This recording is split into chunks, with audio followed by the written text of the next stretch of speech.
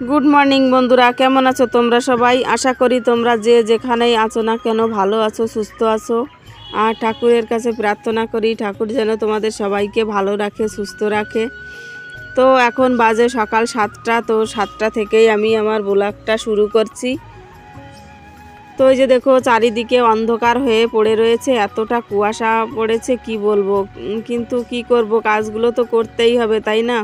সকাল সকাল ঘুম থেকে উঠে একদমই ইচ্ছে করে না কোনো কাজগুলো করতে। ইচ্ছে করে যে সকালবেলা হাত পা গুটিয়ে এক জায়গাতে বসে থাকি, কিন্তু তাহলে কি করে চলবে? কাজগুলো তো করতেই হবে, তাই না?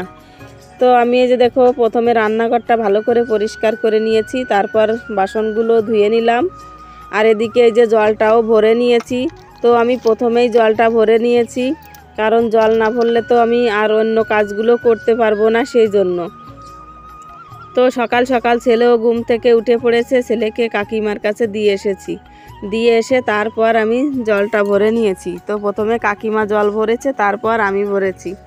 তো ওই যে দেখো এখন ঘরটাও ঝাড়ু লাগিয়ে নিলাম ভালো করে।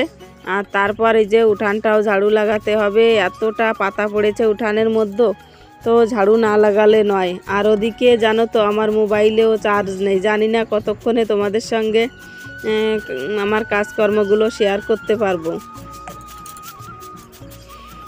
তো সকালবেলা তো অনেক কাজগুলো থাকে, কাজকর্ম থাকে, তো না করলে কিভাবে চলবে? হাত গুটিয়ে বসে থাকলে তো চলবে না, তাই না? তো বন্ধুরা এই যে দেখো আমার ভাত রান্না করা হয়ে গেছে। তো আলু সেদ্ধ আর হচ্ছে লঙ্কা সেদ্ধ দিয়ে ভাত রান্না করে নিয়েছি এখন। আর এদিকে এই যে দেখো কালকের পেঁয়াজ কালির তরকারি রয়েছে। তো এখন এই তরকারি দিয়ে আর আলু সেদ্ধ দিয়ে ভাত খাবো আমি। তো বন্ধুরা সকালবেলার কাজকর্মগুলো করে নিয়ে তারপর আমার ভাতটা রান্না করা হয়ে গেছে। তো সকাল সকাল সেদ্ধ ভাত করেছি, আলু সেদ্ধ ভাত। তো মেয়ে যাবে স্কুলে, তো সেজন্যই এখন রান্নাটা করতে হলো। তা না হলে দুপুরবেলাই করতাম রান্না। তোমাদের দাদাভাই তো মাঠে গেছে কাজে, তো কি করব, মেয়েকেও তো ভাত রান্না করে দিতে হবে, ও স্কুলে যাবে, না খেয়ে কী করে যাবে বলো? তো সেজন্য ভাত রান্না করে নিয়েছি, সেদ্ধ ভাত, কোনো সবজি রান্না করিনি। তো দুপুরবেলা আবার রান্না করতে হবে। তো দুপুরবেলা তো ভাতটা রান্না করব না, ভাত একটু বেশি করে রান্নাটা করেছি, শুধু সবজিটা রান্না করব দুপুরবেলা।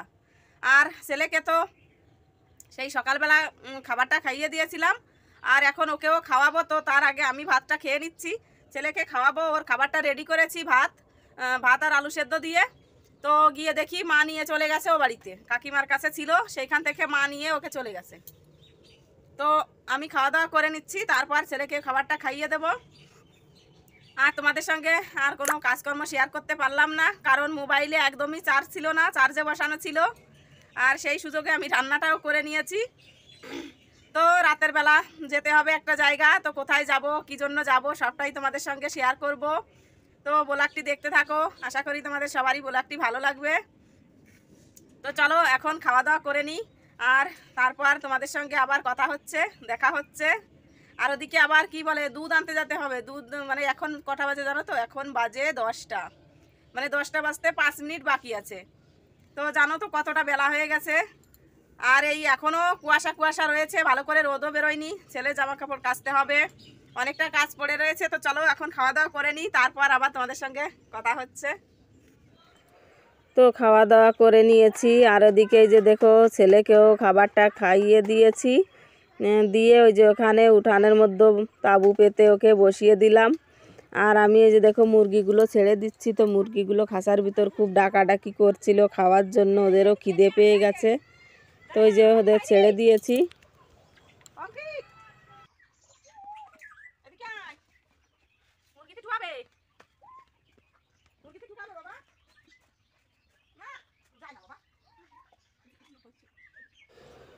তো এই যে দেখো ছেলে কিছুতেই শুনছে না, ও চাটাইয়ের উপর বসবে না, ও যে আমি যেখানে যাচ্ছি ও সেদিকে মানে রওনা দিচ্ছে। তো মুরগিগুলোর পিছন পিছন চলে যাচ্ছিল, বলছি এত যাস না, ঠকাবে, কারণ যে মুরগিটা হোমে বসিয়েছি ও তো বেরিয়েছে, তো ও খুব ঠোকরায়। তো ওকে শোনাতেই পাচ্ছি না, ও আমার পিছন পিছন আমি যেখানে যাচ্ছি ও সেইখানে চলে যাচ্ছে।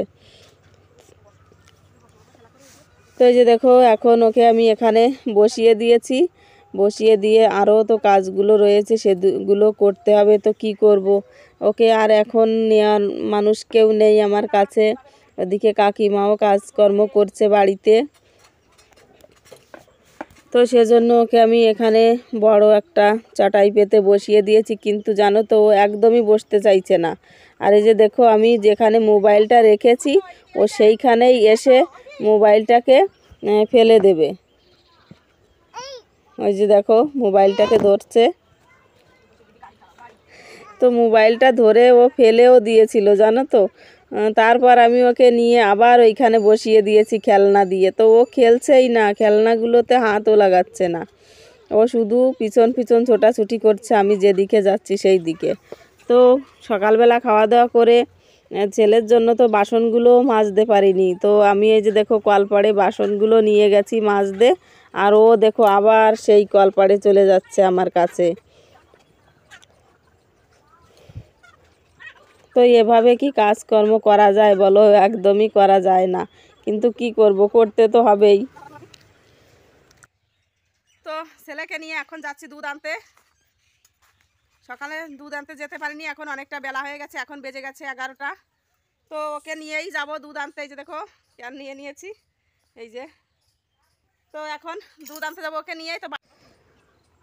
তো এখন দুধ আনতে যাব, সেজন্য ওই যে বাড়িতে কেউ নেই, তো সেই কারণে আমি ঘরে দরজাটাও লাগিয়ে দিচ্ছি। আর ছেলেকে এই যে দেখো উঠানে আবার বসিয়ে দিয়েছি, কারণ ওকে নিয়ে ওকে কোলে করে নিয়ে তো ঘরে তালাটা লাগানো যাবে না, সেই জন্য। তো আবার দেখো ছুটি আমার কাছেই পৌঁছে গেছে। তো যেখানে যাব দুধ আনতে বাড়ি থেকে অনেকটাই দূরে, তো একে নিয়ে যাব সাথে করে। তো ওদিকে কাকিমা তো কাজকর্ম করছে বাড়ির, তো ওকে দিয়ে যেতে পারছি না, সেজন্য ওকে সাথে করেই নিয়ে যাচ্ছি। চলো বাবা।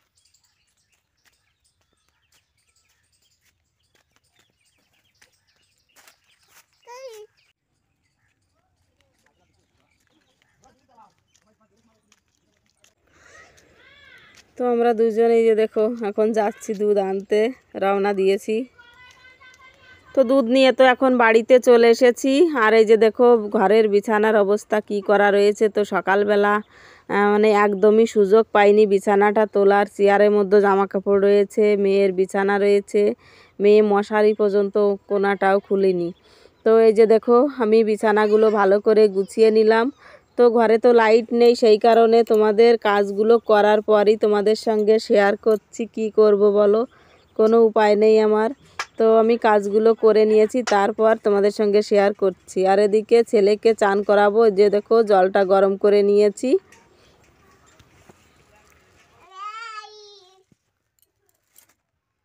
এই যে বাবু কই, এদিকে তাকাও। এই যে একটু টাটা দাও, টাটা টাটা দাও, কই টাটা দাও। তো এই যে দেখো অঙ্কিতকে চান করিয়ে রেডি করে দিয়েছি। তো এখন ওকে ঘুম পাড়াবো, খাবারটা খাইয়ে দেবো, তারপর ওকে ঘুম পাড়িয়ে দেবো। এদিকে তাকা বাবা, এই যে তাকাবা না? হ্যাঁ অঙ্কিত এদিকে তাকা, তাকা, এই যে তাকা, তাকাবি না বাবা? এই যে তাকাবা না, তাকাও, তাকাবা না? থাক, ফেলে না, প্যান্ট ফেলে না, ফেলে না, ফেলে না, প্যান্ট থাক বাবা, থাক, পরবা না, প্যান্ট পরবা না তো, থাক, ফেলে না, ফেলে না। যা পাবে হাতের মাথায় খাটের ওই সাইডে ফেলে দেবে। ওই সাইডে বসলেও যা পাবে ওই দিকটায় ফেলে দেবে, ওর কাজই হচ্ছে ওই।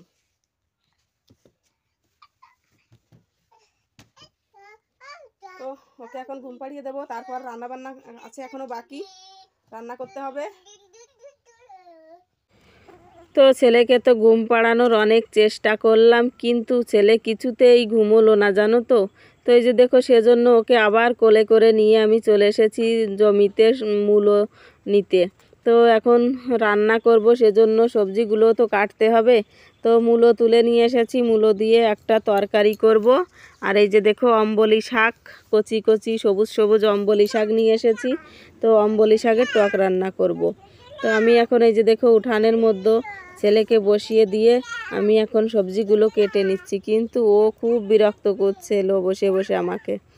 তো জানো তো খুব মানে সময় সময় খুব মানে খারাপ লাগে যে আজকে যদি ছেলে মেয়ে, ঠাকুমা, ঠাকুরদাদা আমরা সবাই একসঙ্গে থাকতাম, তাহলে ওর আমার কারোই কোনো কষ্ট হতো না। ওরাও ওর ঠাকুরদা ঠাম্মাকে কাছে পেত, আর আমিও আমার শ্বশুর শাশুড়িকে কাছে পেতাম।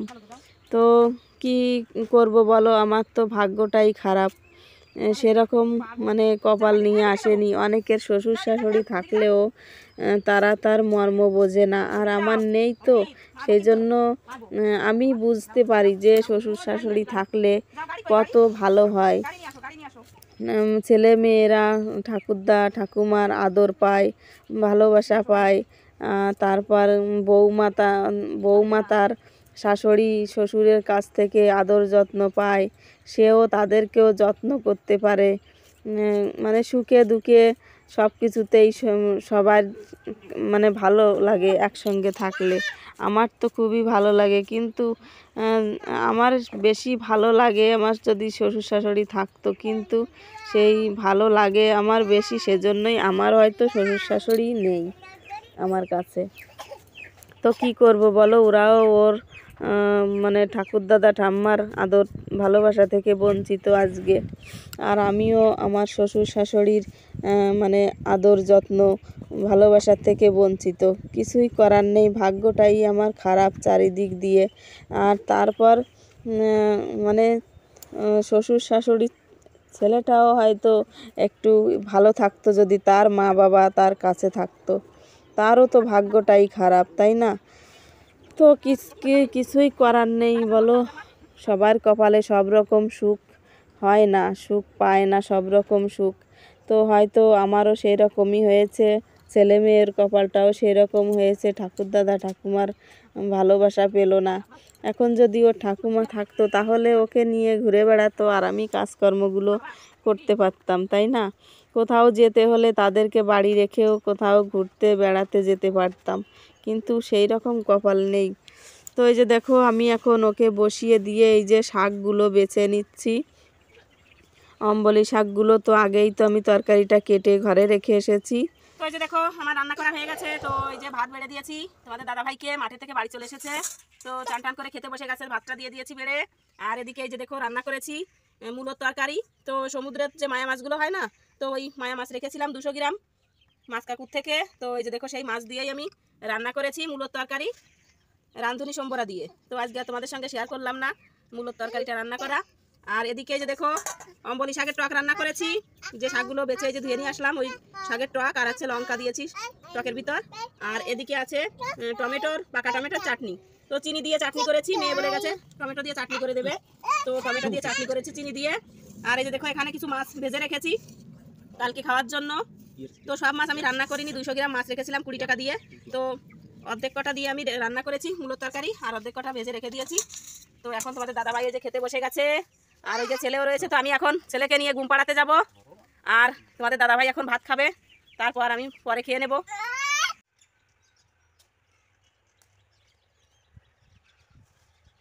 ওই যে দেখো, তোমাদের দাদাভাই কাজে লেগে পড়েছে, জানি না কি করবে এখানে। কি করবা, ডাটা বুনবা? তাহলে কি করবা?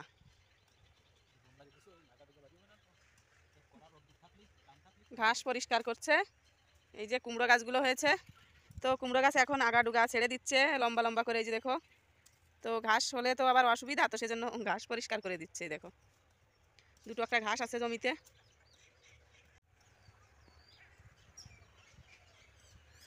তো বন্ধুরা, সারাদিন পর এখন একটু ছুটি হলো কাজ থেকে। তো ছুটি আর কোথায়, এখন বসে বসে ভিডিও এডিট করতে হবে মোবাইল নিয়ে বসে। তো ছুটি আর কোথায় হলো বলো।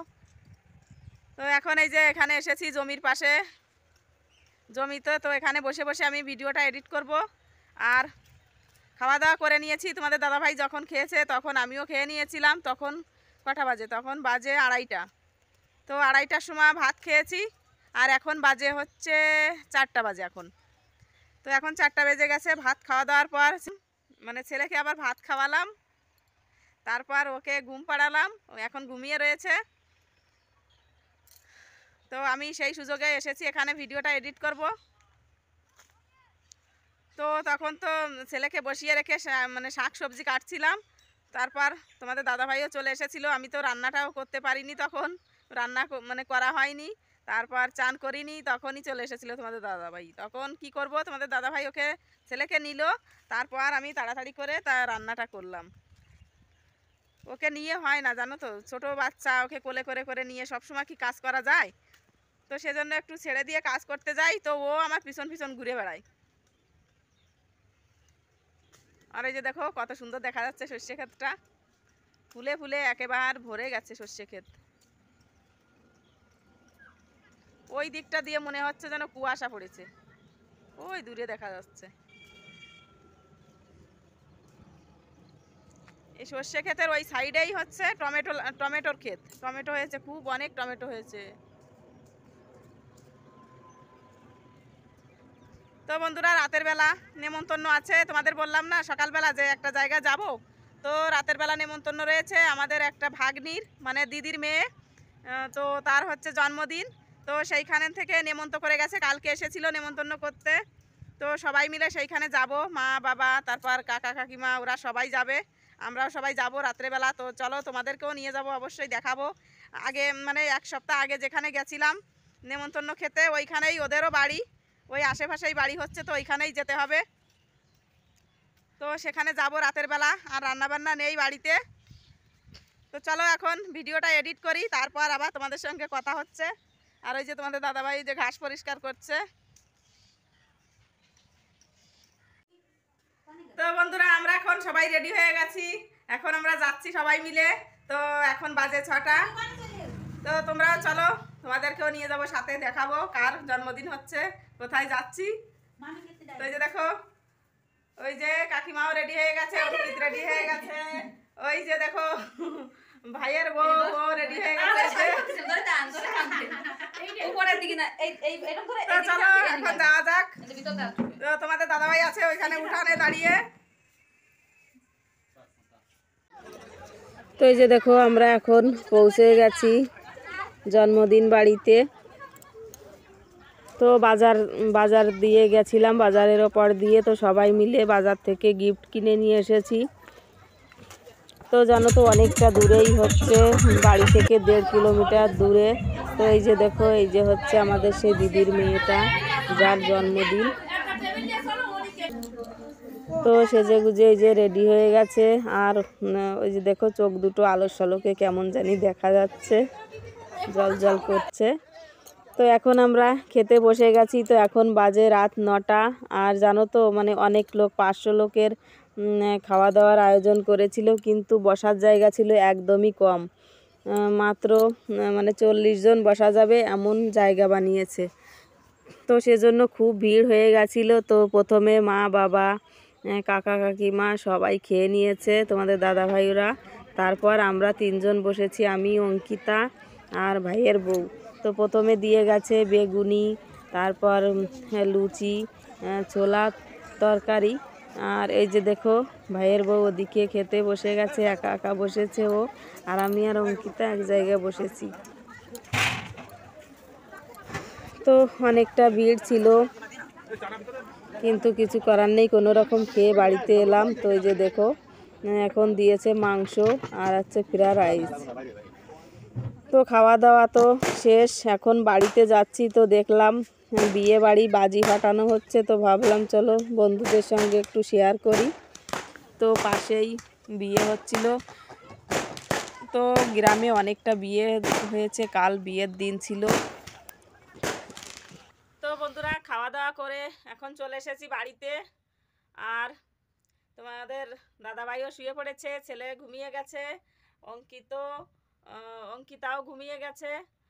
তো বন্ধুরা, তোমরা যে যেখান থেকে আমার ব্লগটি দেখছো না কেন, তোমাদের সবাইকে অনেক অনেক ধন্যবাদ।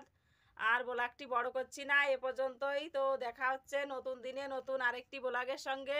ততক্ষণে সবাই ভালো থাকো, সুস্থ থাকো, টাটা।